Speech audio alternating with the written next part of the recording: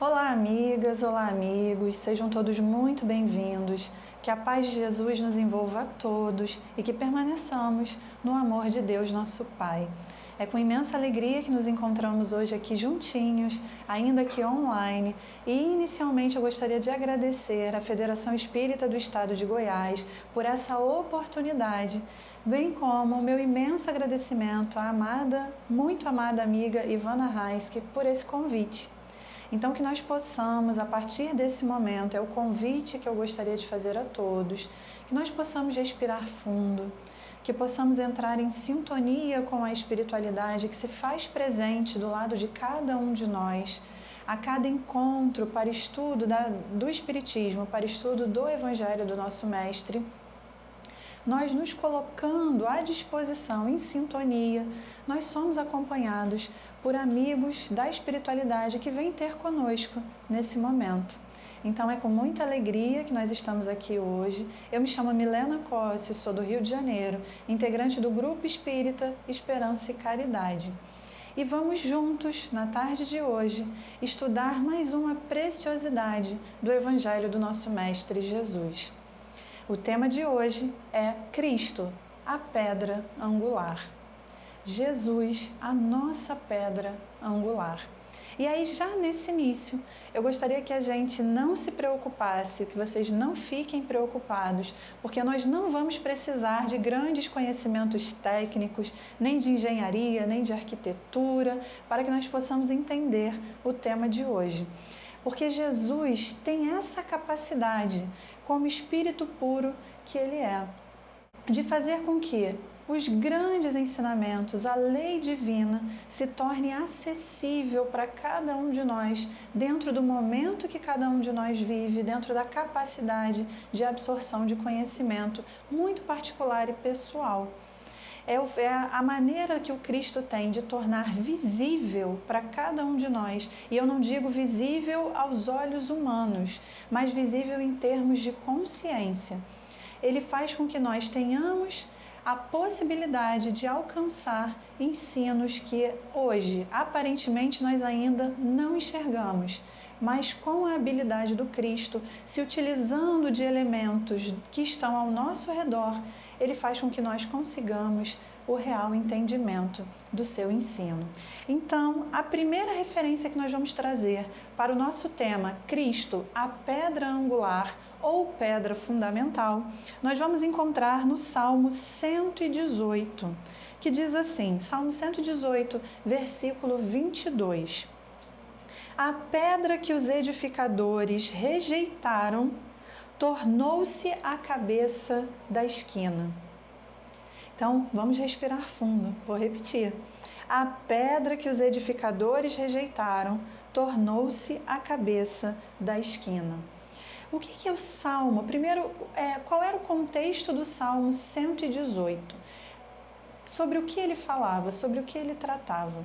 Ele fazia referência justamente ao Messias tão esperado pelo povo à época, pelos judeus à época.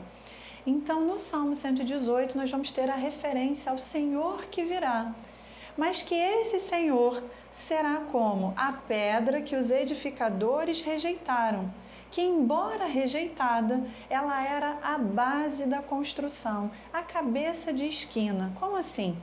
Na época de Jesus e um pouco antes do Cristo, lembrando que o Salmo 118 é Antigo Testamento, os Salmos estão no Antigo Testamento, existiam dois tipos de construções que nós vamos trazer para o ensino de hoje. Uma, utilizando da pedra fundamental, que era colocada justamente também chamada de pedra angular por formar um ângulo de 90 graus, sustentando duas paredes. Sem essa pedra, a construção não conseguiria ficar firme e sustentada. Essa é a referência que está aqui no Salmo 118. Mas existia também a pedra angular, nas construções em forma de arcos. Então, só para que a gente tenha uma visualização, como esses arcos eram construídos. E sobre esses arcos passavam pontes, por exemplo. Quanto maior o peso sobre esses arcos, mais firmes eles ficavam. Por quê? Eles eram construídos, as pedras iam sendo encaixadas da base para o topo. E quando chegavam no topo, era encaixada a pedra angular, mais ou menos assim mesmo, como eu estou mostrando para vocês, formando um ângulo. E essa pedra, uma vez encaixada, comprimia todas as outras e mantinha a estrutura do arco intacta e firme. E sobre essa pedra, sobre esse arco, você poderia colocar o peso que fosse. Quanto maior o peso, mais firme, mais encaixada a pedra angular permanecia. Bom, o que eu gostaria que a gente observasse? Que a todo instante nós vamos perceber que Jesus, dentro do seu evangelho, dentro da sua vivência, que resultou no evangelho escrito, ele vai ressignificar elementos do Antigo Testamento. Porque é importante a gente saber, primeiro, como nos diz Emmanuel no livro A Caminho da Luz, o Cristo está conosco desde o momento da formação do nosso planeta Terra, quando nós sequer imaginávamos estar aqui, procedendo, caminhando dentro do nosso processo evolutivo. Jesus já cuidava de cada um de nós, porque se ele participou da formação da Terra, e imaginemos que o nosso planeta tem aproximadamente 4,5 bilhões de anos, o Cristo, há 4,5 bilhões de anos no mínimo, vive direcionando todo o seu pensamento, todos os seus esforços para a nossa transformação. Isso faz com que nós nos apaixonemos ainda mais pelo Cristo. Então, o Cristo, como governador do nosso orbe, organizador de todo o processo evolutivo no nosso orbe, ele foi mandando, ele foi enviando as suas orientações, as suas mensagens através de inúmeros emissários que vão estar presentes no Antigo Testamento, até que num determinado momento, Jesus vem o próprio. Ele vem, assume um corpo físico e vem estar conosco, materialmente falando, por um tempo. A gente já começa a desconfiar quem seria a pedra angular, até mesmo pelo título, Cristo, a pedra angular, a pedra principal sustentadora da nossa construção moral. Por que eu disse que ele vem ressignificar o Antigo Testamento? Porque as próprias inspirações que os profetas do Antigo Testamento receberam a partir de Jesus, o próprio Cristo pega todas essas informações que lá atrás ele mesmo tinha enviado e relembra no momento em que ele aqui vem presencialmente, fisicamente.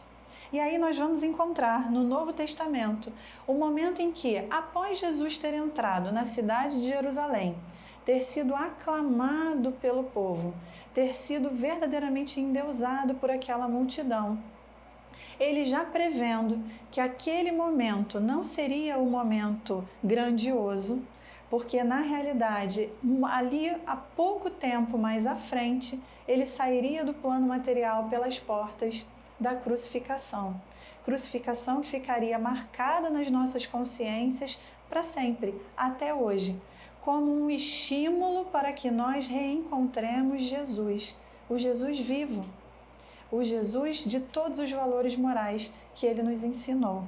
Um pouco depois dessa passagem, dessa entrada, chamada de entrada triunfal do Cristo, ele vai se reunir com os discípulos um pouco mais afastado da cidade. E um pouco mais afastado, só ele, na intimidade da convivência com os discípulos, ele vai proferir a parábola dos lavradores maus. E eu vou fazer a leitura da parábola dos lavradores maus para que nós possamos acompanhar todo o raciocínio do nosso encontro, que diz assim: ouvi ainda outra parábola.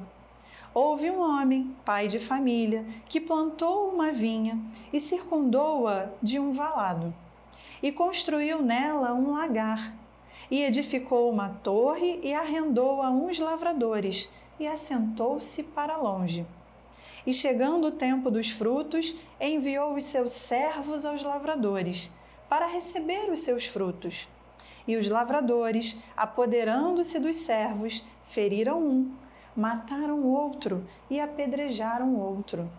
Depois, enviou outros servos, em maior número do que os primeiros, e eles fizeram-lhes o mesmo. E por último, enviou-lhes seu filho, dizendo: terão respeito a meu filho. Mas os lavradores, vendo o filho, disseram entre si: Este é o herdeiro. Vinde, matemo-lo e apoderemo-nos da sua herança. E lançando mão dele, o arrastaram para fora da vinha e o mataram.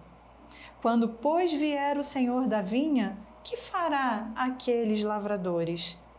Dizem-lhe eles: dará afrontosa morte aos maus e arrendará a vinha a outros lavradores, que a seu tempo lhe deem os frutos. Diz-lhes Jesus: nunca lestes nas Escrituras a pedra que os edificadores rejeitaram? Essa foi posta por cabeça do ângulo. Pelo Senhor foi feito isto, e é maravilhoso aos nossos olhos? Após contar a parábola dos lavradores maus, que resume a história da nossa humanidade, até mesmo diante do Cristo, porque nós sabemos que ao longo da nossa história inúmeros foram os emissários, até que num determinado momento vem o próprio Cristo, o filho do dono da vinha. E por que filho do dono da vinha, se nós sabemos que o dono da vinha é Deus? Porque Jesus, dentre todos, ele é o guia e modelo que Deus nos concedeu, para que, observando o caminhar do Cristo, pudéssemos nos aproximar do Pai. Então, quando ele vem para mais um chamado à humanidade, mais uma vez nós renegamos o chamado. Então, Jesus termina a parábola dizendo: nunca lestes nas Escrituras a pedra que os edificadores rejeitaram? Esta foi posta por cabeça do ângulo? Ele, o Cristo, a pedra angular, que seria rejeitada pela humanidade naquele momento. E aí Jesus conclui: portanto, eu vos digo que o reino de Deus vos será tirado e será dado a uma nação que dê os seus frutos. E quem cair sobre esta pedra, despedaçar-se-á, e aquele sobre quem ela cair, ficará reduzido a pó. Não é tirar de uma civilização para outra o ensino. Não significa tirar do povo A para o povo B. Mas significa que se naquele momento nós não fomos capazes de entender o chamado do Cristo, o Cristo não nos abandonaria e mais à frente nos encontraria. Hoje nós sabemos, se utilizando do Consolador prometido, que é o próprio Cristo novamente entre nós, através da nossa amada doutrina espírita. Para o novo povo, o mesmo do passado, renovado através do tempo, pelas experiências do tempo, tendo mais uma oportunidade de entendimento a respeito da lei divina. E aí, amigos, nós vamos descobrir que a própria doutrina espírita, o Consolador prometido, no capítulo 17, Kardec e os espíritos vão dizer, no item 28, a palavra de Jesus se tornou a pedra angular, isto é, a pedra da consolidação do novo edifício da fé, erguido sobre as ruínas do antigo. Vejam, dentro do capítulo que fala sobre as predições, a doutrina vem mostrar para nós o nosso hoje, que a palavra do Cristo permanece sendo a pedra angular e hoje nós temos acesso temos a possibilidade de, em mais um momento, atendermos ao chamado do Cristo para que voltemos os nossos olhos para a lei divina. E aí, eu gostaria que nesse momento de coração aberto, nós visualizássemos a seguinte passagem do Evangelho, aonde Pedro foi o primeiro a observar, um dos primeiros a observar a profundidade da presença do Cristo entre nós. Porque quando eu acabo de ler para nós que o Consolador prometido vem confirmar as palavras ditas, proferidas por Jesus há mais de 2000 anos, e nós sabemos que o Consolador prometido é o próprio Cristo novamente entre nós, relembrando, falando, por intermédio de inúmeros e inúmeros espíritos que fazem parte da organização da nossa amada doutrina espírita, sob a coordenação humana do nosso amado codificador Allan Kardec, quando ele diz que a palavra de Jesus se tornou a pedra angular, isto é, a pedra da consolidação do novo edifício da fé, erguido sobre as ruínas do antigo. É o mesmo povo, é a mesma humanidade que lá atrás teve a possibilidade de compreender o Cristo, mas não conseguiu, renegou o chamado. O Cristo não nos abandonou, enviou novamente os seus emissários. A doutrina espírita está entre nós e, através da doutrina, nós começamos a entender toda a simbologia, todo o significado das vivências deixadas pelo Cristo. Então eu gostaria que nós abríssemos o nosso coração e visualizássemos a passagem que está em Mateus, capítulo 16. Porque quando Jesus conta a parábola dos lavradores maus, e ela está presente no capítulo 21, já próximo do seu momento de crucificação, ele apenas relembra que lá atrás Pedro já tinha observado e chamado a atenção para a pedra angular do nosso caminhar. E diz assim: E chegando Jesus às partes de Cesareia de Filipe, interrogou os seus discípulos, dizendo: Quem dizem os homens ser o Filho do Homem? O Filho do Homem não é na conotação, é o Filho do Superior, de Deus, não. Jesus, para chegar à condição de Cristo planetário, de Espírito puro, ele era Filho do Homem. Filho de todas as experiências que a escala hominal tem a nos oferecer, antes de chegarmos, de alcançarmos a escala angelical. Então ele pergunta: quem dizem os homens ser o Filho do Homem?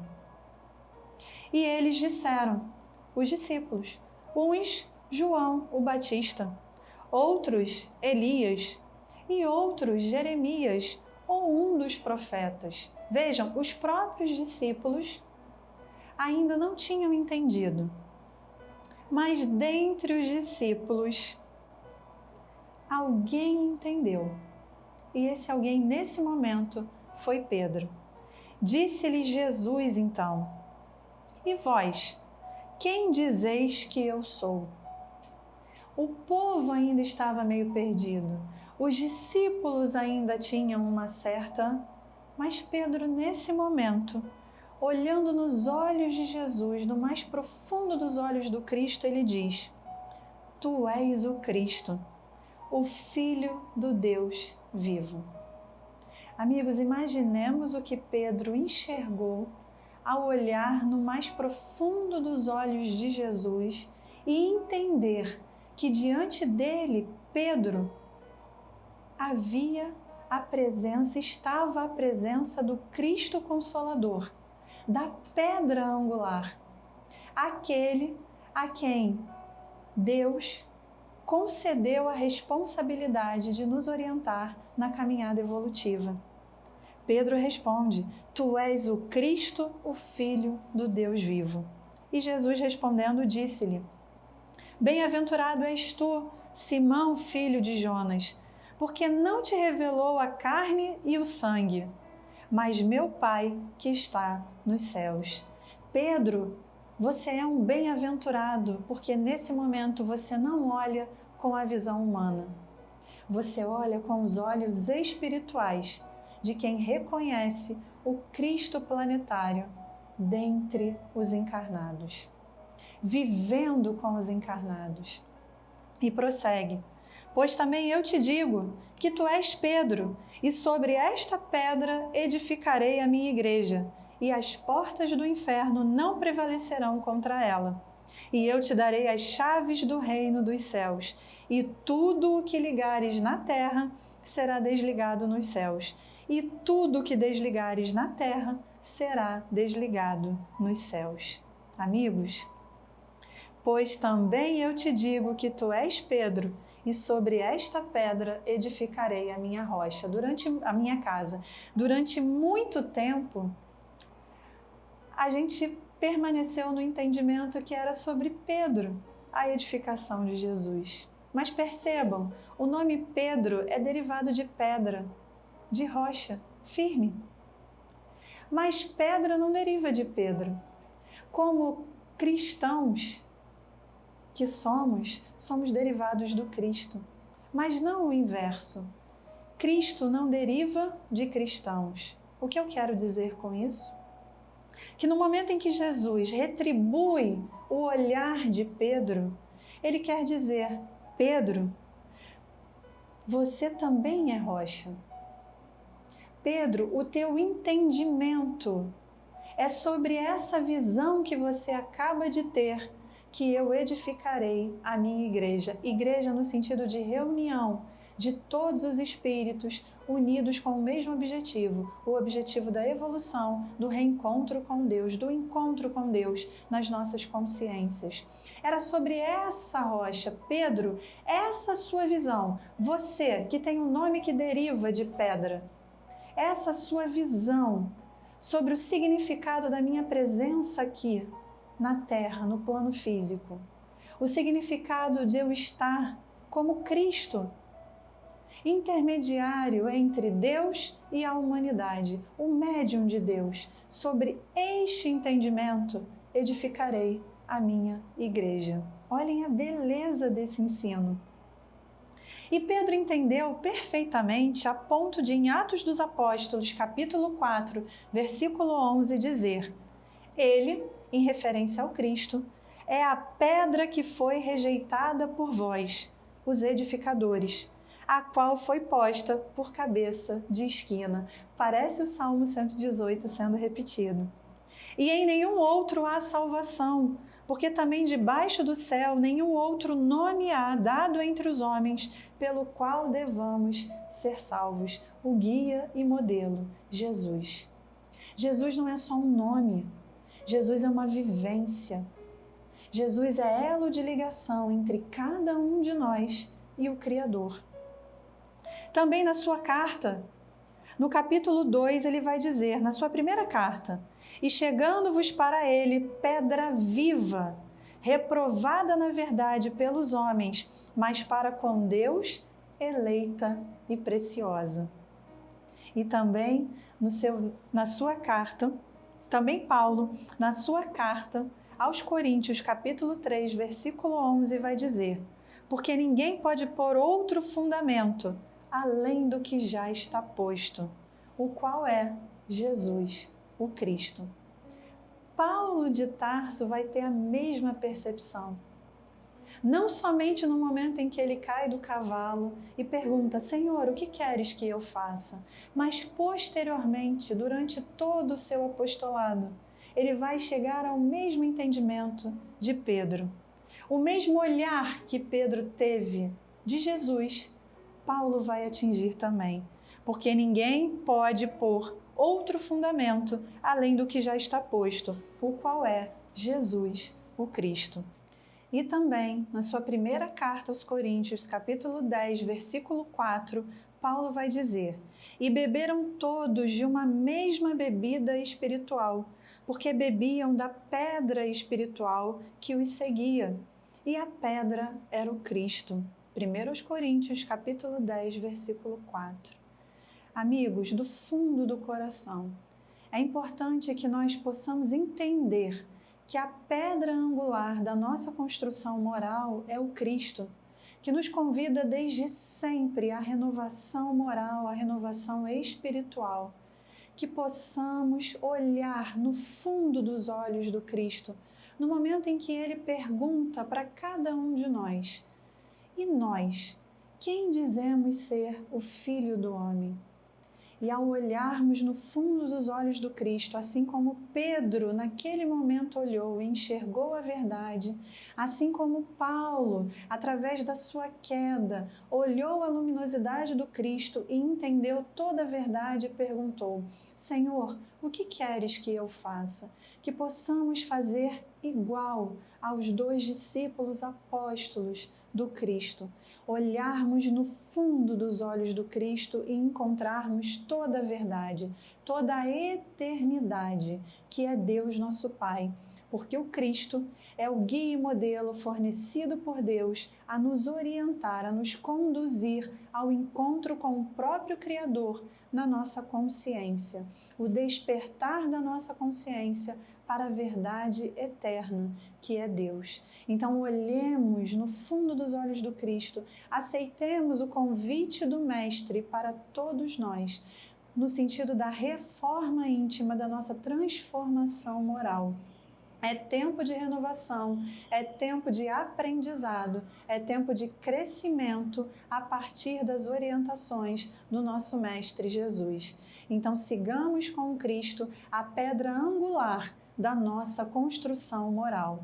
Um beijo grande no coração de todos os amigos, de todos os irmãos que estiveram conosco durante este estudo. Que possamos seguir na paz de Jesus, nosso Mestre, e a partir de hoje, com o entendimento de que Ele é a pedra fundamental da nossa construção moral. E sigamos no amor de Deus, nosso Pai. Graças a Deus, um beijo grande no coração de todos.